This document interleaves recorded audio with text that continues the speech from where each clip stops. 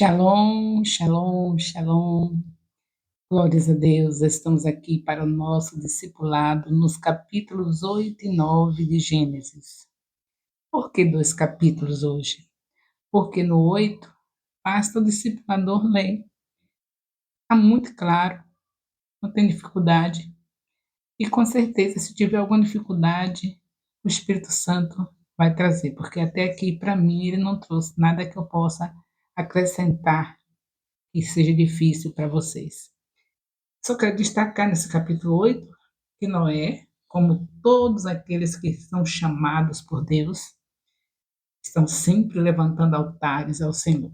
Quando Noé sai da arca, nesse capítulo 8 de Gênesis, nós vemos que ele levantou um altar ao Senhor. Capítulo 8, versículo 20 em diante, é só o destaque esse. Noé levantou um altar ao Senhor, tomando de animais puros, de aves puras, ofereceu holocausto sobre o altar.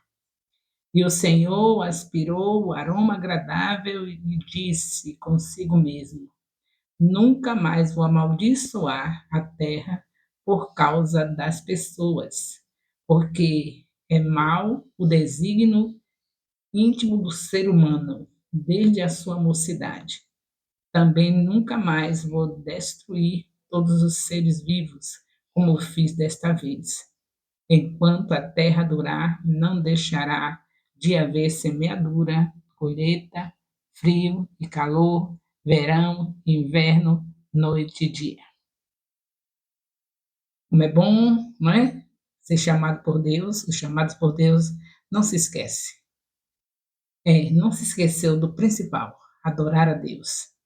Quem ensinou a Noé? Não é isso que está aqui? Mostrando o holocausto sobre o altar, e Deus se agradou. Se agradou por quê? Vocês já aprenderam na lição anterior que Deus se agrada primeiro da pessoa. Se ele se agradou da pessoa, ele se agrada da oferta. Nós vimos isso quando estudamos o capítulo onde fala de Caim. Deus não se agradou, foi de Caim. Por isso a oferta não serviu. E aqui novamente a gente vê que Deus se agradou da oferta de Noé, porque Deus se agradou dele primeiro. E eu falei por que Deus se agrada de alguém. Tudo que Deus quer é que nós estejamos bem com nossos irmãos. E se não estiver bem com os irmãos, a oferta não tem validade. Então é bom a gente recordar isso que eu já falei no capítulo onde falamos de Caim, que ele não foi agradável a Deus, por isso a oferta não foi, mas claro que no coração dele não havia amor. Se houvesse amor, ele não mataria o seu irmão. E aqui nós vemos Noé cheio de amor, um homem que 100 anos pregou para que todos aqueles da sua época se convertessem. Enquanto fazia a arca, Noé estava pregando 100 anos, fazendo a arca, 100 anos pregando a palavra. Principal maneira de mostrarmos o amor é quando nós cuidamos do nosso próximo. E não tem melhor cuidado do que nós pregarmos a palavra para eles. Pregar a palavra para os nossos vizinhos, para nossos colegas de trabalho, para nossa parentela. Onde chegarmos, está pregando a palavra aí, pregando, ensinando, consolidando, discipulando. Então vamos começar? Ganhando, consolidando, discipulando e enviando. Essa é a demonstração de amor. Se não fazemos isso, as nossas ofertas não são aceitas. Por que é que muitos dizimam, muitos ofertam, muitos estão com todos os atributos em dias, primiciando seus apóstolos e não veem diferença? Não vê nada. Por quê? Porque o foco principal é fazer o reino crescer, fazer discípulos. Então, de que vai adiantar tudo que eu faço em dinheiro se eu não estiver tendo amor às pessoas, procurando ganhá-las para Jesus, consolidá-las, discipulá-las e enviá-las? Se houver ofertas no meio dessas que temos que dar, ofertas para que haja missionários, aquela oferta específica você deu dinheiro para devolveu o dízimo, você entregou a primícia para os seus apóstolos, você deu todos os atributos necessários, incluindo missões, aquela oferta gorda para missões, para aqueles missionários, aqueles que vão dentro da sua própria cidade, em bairros onde estão sujeitos a uma bala perdida. A gente já viu que tem no meio dos seus irmãos aí aqueles que vão em bairros que você não quer ir? Então você deu uma oferta gordinha para que eles sejam sustentados, para que eles sejam acompanhados com o suprimento das necessidades deles. Um missionário desse, ele precisa de estar dando comida aos pobres, precisa que ele tire o dinheiro dele, ou de você que não vai lá. Você não vai, você supre. Olha aqui, essa oferta é para as pessoas que estão evangelizando nos bairros pobres, sujeitos a tomar uma bala perdida e que precisam do alimento, da calçada, da roupa para essas pessoas. Porque o próprio Deus diz que eu não posso abençoar alguém, dizendo simplesmente Deus abençoe, sem suprir as necessidades delas. Então, pelo menos fazendo isso, tenho certeza que já está no início do caminho, meio caminho andado. Melhor ainda se você tomar posse da coragem do Espírito Santo e fazer isso também. Salvar as vidas que vêm às tuas mãos e ir atrás de vidas que estão distantes, mas que precisam também ser salvas. Encerramos aqui o capítulo 8. Noé foi agradável ao Senhor porque fez isso, 100 anos pregando, construindo a arca, obedecendo tudo que Deus mandou. E agora, quando ele faz o altar, foi aceito, foi agradável a Deus por causa dele, não por causa da oferta. Fechamos o capítulo 8 e vamos agora para o capítulo 9. Deus, na sua fidelidade, faz uma aliança com Noé. Capítulo 9. Deus abençoou Noé e seus filhos, dizendo: sejam fecundos, multipliquem-se, encham a terra. Todos os animais da terra e todas as aves dos céus terão medo e pavor de vocês. Quer dizer que o homem estará sempre subjugando, sempre acima de qualquer animal. Acima não para maltratá-los, mas para conhecê-los, para amá-los, para cuidar deles. Tudo que se move sobre a terra e todos os peixes do mar serão entregues nas mãos de vocês. Dominamos tudo, segundo o que Deus está fazendo aqui com Noé. Não se esqueça que essa aliança de Deus com Noé permanece conosco. Ela não terminou. A nossa vantagem é que entrou outra aliança com o sangue de Jesus. O sangue de Jesus foi derramado para que nós tivéssemos aliança com ele também. Essas duas alianças permanecem até o dia que a terra for desfeita. Já viu escrito que a terra vai ser desfeita? Pois essa aliança de Noé permanece. E aí vem a de Jesus, que é acima de todas, mas não anulou a de Noé. Então, está aqui a aliança, assim como ele foi, o Senhor mostra que os animais terão medo de nós estaremos sempre acima deles, sempre governando eles. Agora, é claro que com amor, né? Não maltratar os animais. E aí, ele fala também no versículo 4, capítulo 9 de Gênesis, versículo 4. Carne, porém, com sua vida, isto é, com seu sangue, vocês não devem comer. Quando chega nesse versículo 4, eu quero pedir perdão a muitos que me ouviram falar com muita rigidez em relação a não comer carne, não coma sangue, não coma sangue, não coma carne com sangue. Cheguei e preguei em muitas congregações sobre isso, porque eu não, na verdade, eu não como a carne com sangue, nem como carne vermelha nenhuma.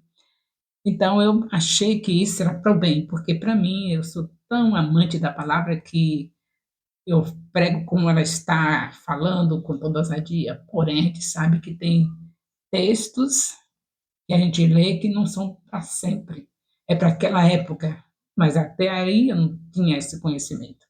Por isso que é bom a gente estudar a Bíblia e se encostar, ficar sempre perto de alguém que estude a teologia, se aprofunde nos conhecimentos de Deus. Porque aqui nesse tempo eu preguei a palavra com toda ousadia, com muita alegria no meu coração, e preguei o que eu vivo, porque eu não queria que ninguém comesse o sangue da carne, mas eu também não comia, não era uma pregação feita hipócrita, era verdadeira, porque eu não como, mas eu queria o bem dos meus discípulos, eu queria fazer isso. Porém, Deus mostra através da sabedoria dele àqueles que estudaram mais do que eu, que não é bem assim. Aqui Deus estava falando sobre o sangue para não comer, porque era algo muito sério, as pessoas precisavam, estavam no início, você vê que um irmão tira logo o sangue do outro, mata o outro, Deus diz lá a Caim, que a voz do sangue do seu irmão está clamando a mim sobre a terra, então era muito forte essa situação de muito terrível diante de Deus, alguém tirar a vida de outro.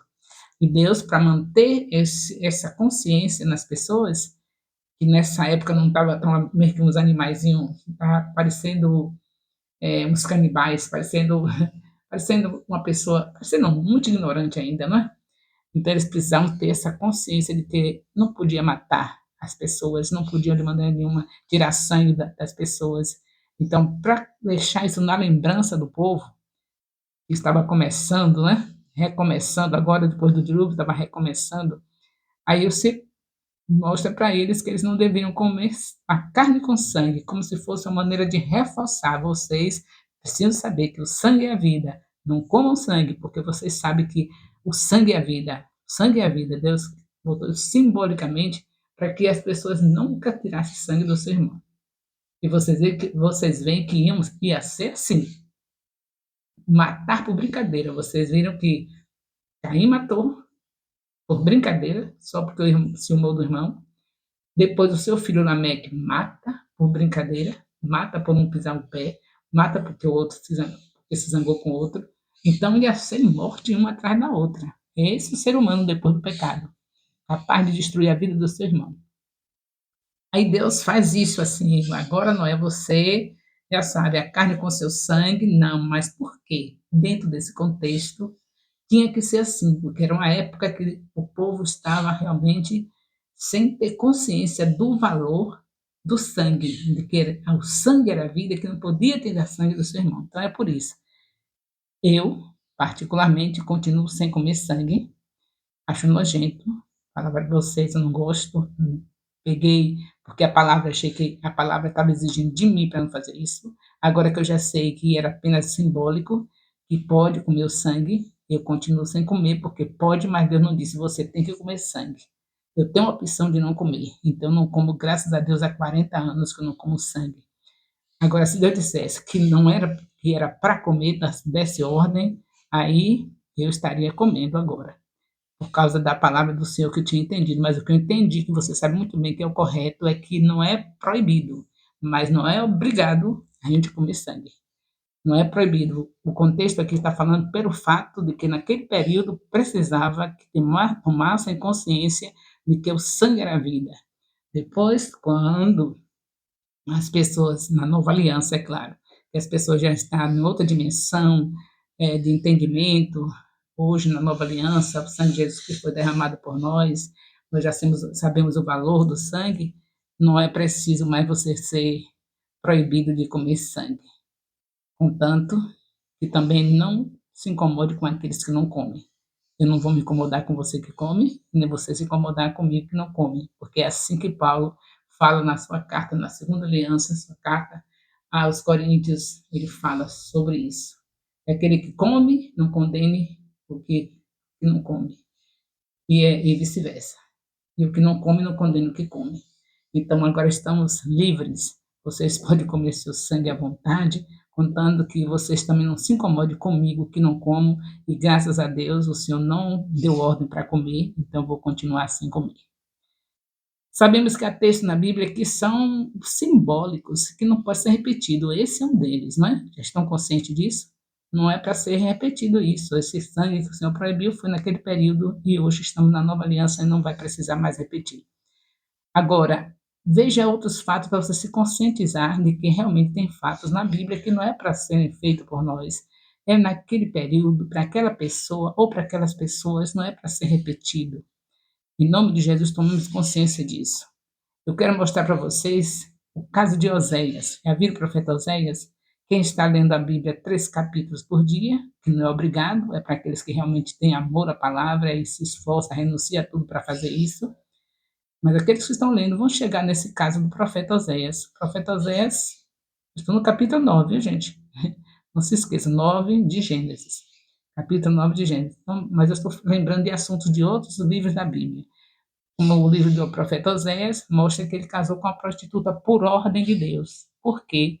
Era para ele andar pelas ruas da cidade de Jerusalém, andar com aquela mulher prostituta do lado, para que todo Israel tomasse consciência que era isso que eles estavam fazendo com Deus.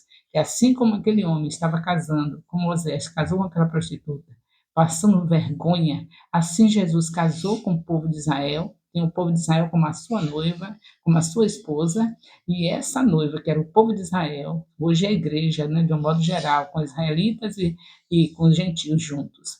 Mas naquele período era só Israel, a noiva do Senhor, a mulher do Senhor, se prostituía. Cada dia tinha um Deus na vida deles, cheia de deuses. Estão lembrando que lá no Egito eles ficaram 400 anos fazendo oferendas a deuses estranhos? Juntamente com os egípcios, pois eles continuaram mais oculto, mais às escondidas, mas de Deus nada se esconde, mas eles continuaram adorando deuses, misturando eles que gostavam de Deus, mas não abandonavam os amantes, que eram seus deuses.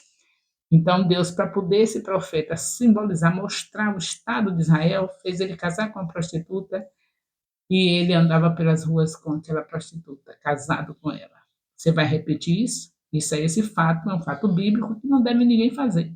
Eu quero mostrar isso para mostrar também que o sangue foi daquele período, tá bom? A outra coisa que você não ia fazer, Jeremias não deve fazer, claro, está na Bíblia, mas não é para fazer.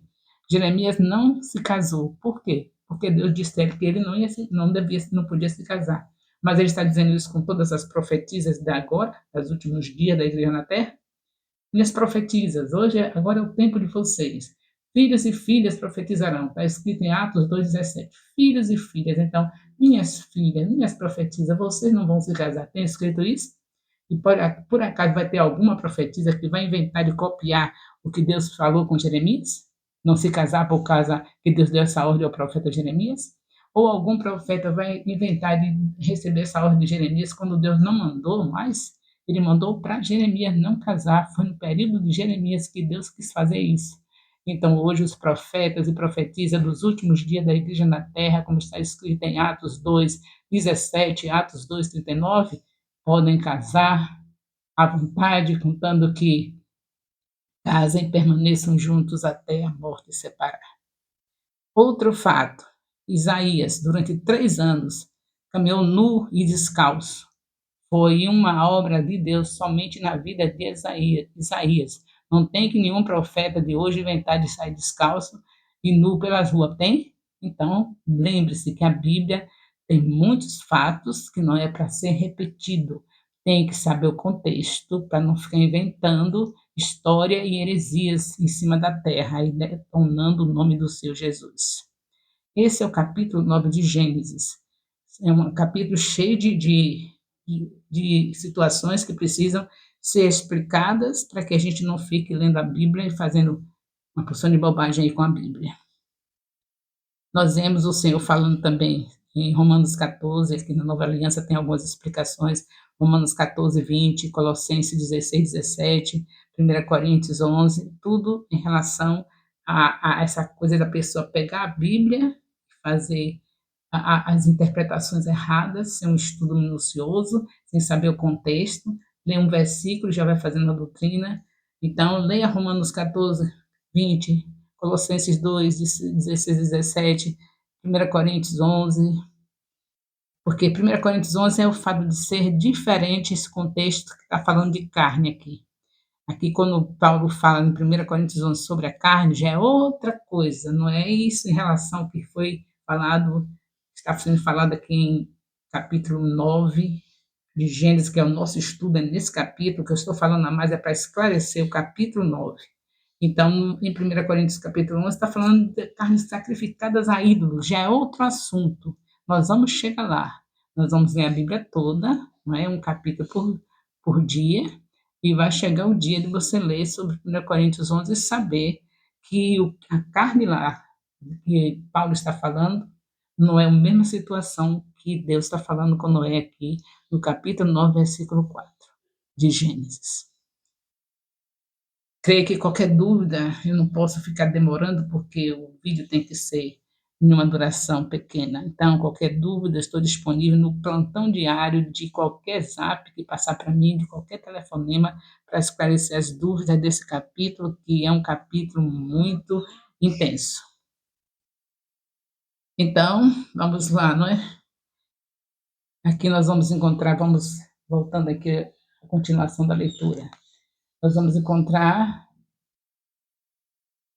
eu deixei o 9 no versículo 9, né? Fazendo o comentário do 4, do versículo 4, deixei isso aqui, falando sobre a carne. Agora vamos ver o capítulo 5, o versículo 5. Certamente requererei o sangue de vocês, o sangue da vida de vocês, de todo animal o requererei, bem como do ser humano. Sim, de cada um requererei a vida de seu semelhante. Se alguém derramar o sangue de uma pessoa, agora aí é a base, né? Por que Deus está falando que não era para comer sangue? Se alguém derramar a vida, derramar o sangue de uma pessoa, o sangue dele será derramado por outra pessoa. Deus permitirá que outra pessoa também mate essa pessoa que matou alguém. Porque Deus fez o ser humano segundo a sua imagem. Mas sejam fecundos, multiplique-se, povoe a terra, multiplique-se sobre ela. Deus também disse a Noé e a outros seus filhos. Vamos dar uma paradinha aqui também nessa parte do versículo 7. E sejam fecundos, multiplique, povoe a terra, multiplique sobre ela. Ainda falando do sangue, meu Deus, como é profundo esse assunto. Falando do sangue, se uma mãe está condenada, tem a mãe está grávida, a mulher está grávida, mãe e filho condenado à morte. Se o filho se permitir nascer, a mãe morre. Se quiser que a mãe fique viva, vai ter que matar o filho, não deixar nascer, matar na barriga, né? Para poder a mãe continuar viva. O que você acha sobre isso? Quando Deus está dizendo aqui o valor do sangue, em capítulo 9 de Gênesis, versículo 4, Deus mostrando o sangue só para ver o valor da vida, que o sangue é a vida. Aí tem uma decisão que os médicos vão tomar, pergunta para a família, o marido provavelmente vai dizer, deixa minha mulher viva e morra a criança. Talvez a própria mãe diga, não, eu quero que fique meu filho vivo e me mate. E os médicos vão decidir o quê? O que você disser, não é? Mas o que a pessoa disser. Porém, se a pessoa tiver consciente do que Deus fala sobre sangue aqui em Gênesis 9, não vai escolher matar nenhum, nem a mãe, nem o filho. Vai esperar o dono da vida resolver isso, que o dono da vida é Deus. Então, se Deus quiser, o médico, a última palavra não é do médico. Se Deus quiser que ambos estejam vivos, vai estar contrariando o dito do médico, o que a medicina disser, porque é a última palavra de Deus. E se Deus quiser permitir que morra, morre, mas ele só tem o direito de ter a vida. Se ele quiser, ele mata, porque ele é o dono da vida. Somente ele tem direito. Nem médico, nem você, ninguém tem que tomar uma decisão dessa. Tem que deixar Deus decidir. Se ele quiser que os dois morram, vai morrer os dois. E se ele não quiser, não morre nenhum dos dois. Quantos casos vocês já viram isso? Que o médico manda escolher, a pessoa decide não escolher, deixa ver o que Deus vai fazer, e Deus permite que ambos vivam, e surpreende a medicina. Então, isso é muito sério, esse assunto é muito sério, guarde isso no seu coração.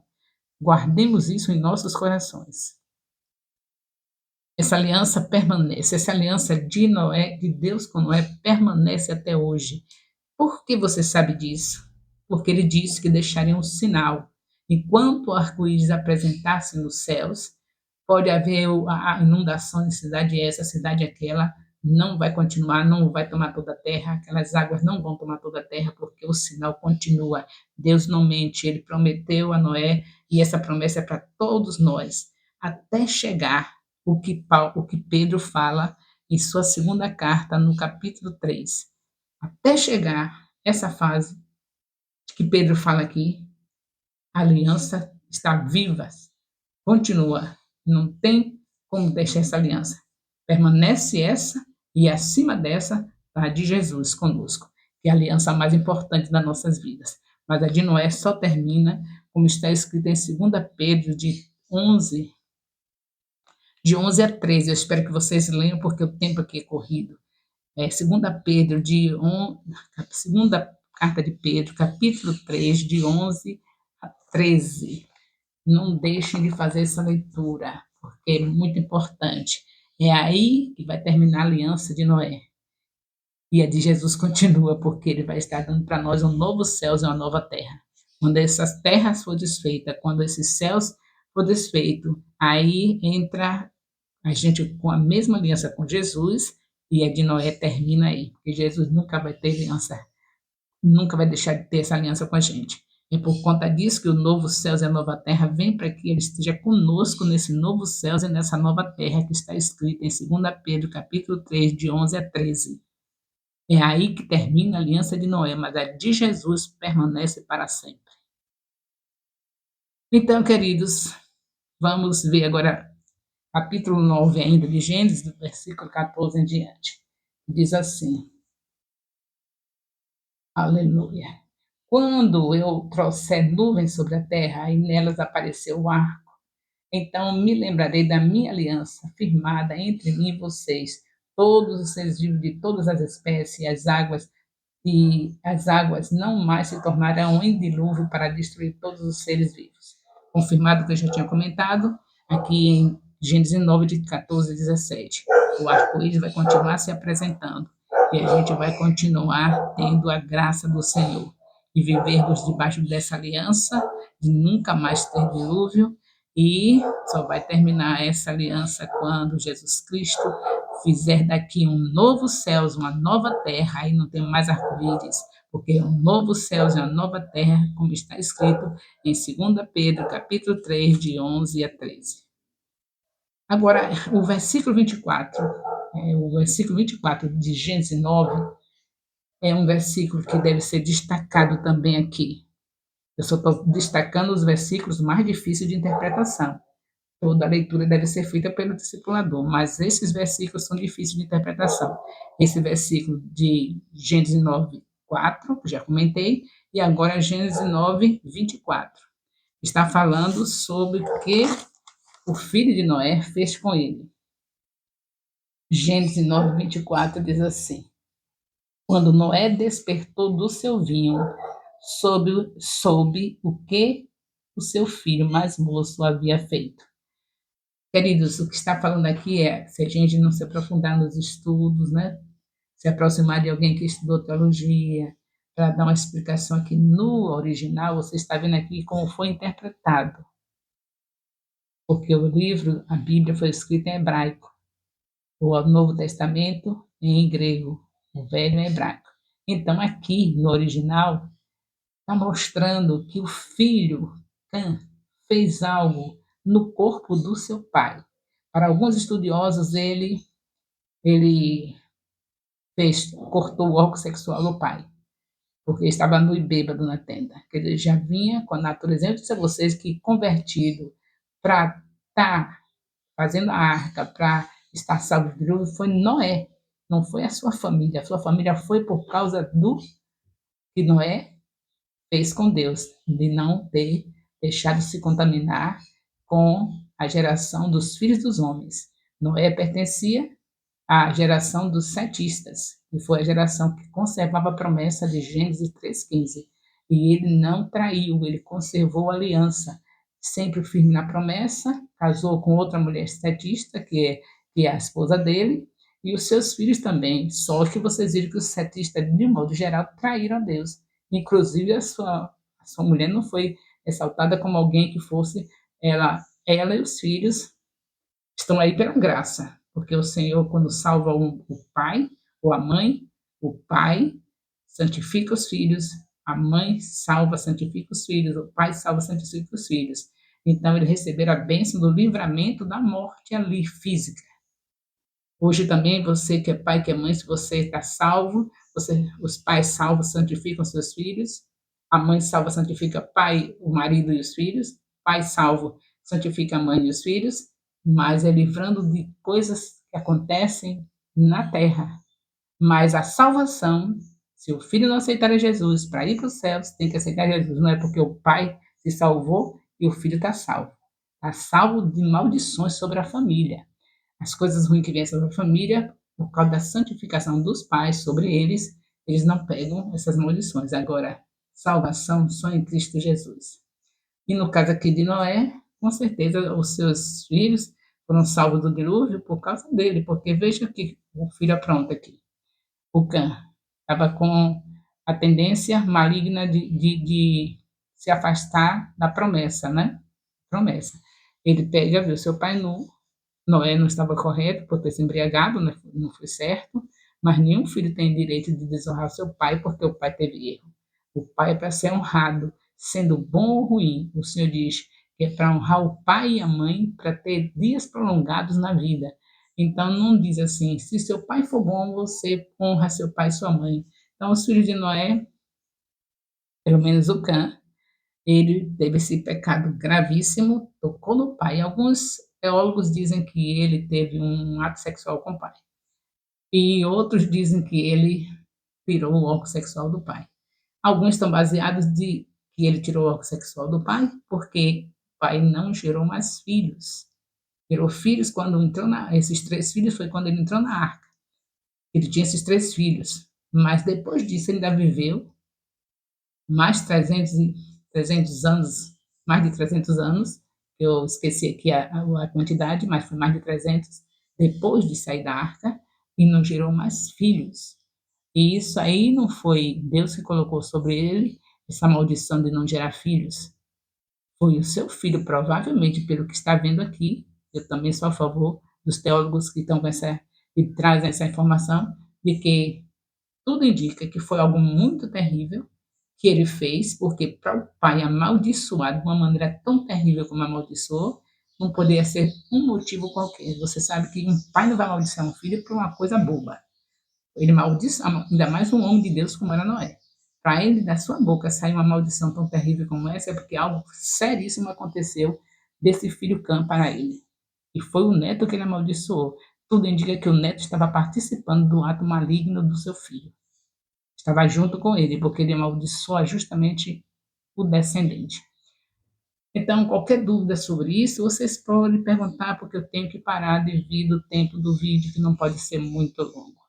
Mas esse é um assunto que você deve saber, tanto você como seus discípulos, porque nós estamos nos preparando para discipular com excelência. Então, devemos saber no profundo os assuntos da Bíblia, no tanto que Deus nos permite saber. Se Deus permitiu a teólogos, estudiosos da Bíblia, descobrirem uma situação dessa, porque tudo está assim, porque eles estudaram hebraico, né? Você estudou hebraico, né? Eu? Não. Então, a interpretação aqui, para ser feita corretamente, tem que ser de alguém que estudou hebraico, saber que no original, o que significa esse versículo 24 do capítulo 9 de Gênesis. Os teólogos sabem. E que é a profundidade desse versículo, de Gênesis 9, 24. O Noé soube o que ele fizera. Por que soube? É imediatamente, não está mostrando no original, não mostra que depois alguém veio dar notícia de que o irmão zombou. Não é isso, porque no momento que ele acorda, ele soube, porque viu o corpo dele tocado em alguma coisa. Ou simplesmente pelo ato sexual, que o rapazinho teve com ele, ou por ter cortado o órgão sexual. Que foi coisa grave, foi. Isso não pode deixar de ser. Foi algo grave e só se sabe quando se estuda um pouco mais de hebraico, um pouco de teologia, claro. Tenhamos amor à palavra de Deus e aqueles que podem estudem hebraico, para que possa trazer interpretações de assuntos mais difíceis que se apresentam na Bíblia e que só se sabe se a gente for em busca da teologia, de um conhecimento mais amplo. Pai, muito obrigada por esse estudo, Senhor. O amor de Deus, nosso Pai, a graça salvadora do nosso Senhor Jesus Cristo, a comunhão do Espírito Santo, seja com todos os discipuladores e discípulos do Ministério Apostólico Internacional, Filho de Jerusalém, desde agora e para sempre. Amém. Louvado seja Deus.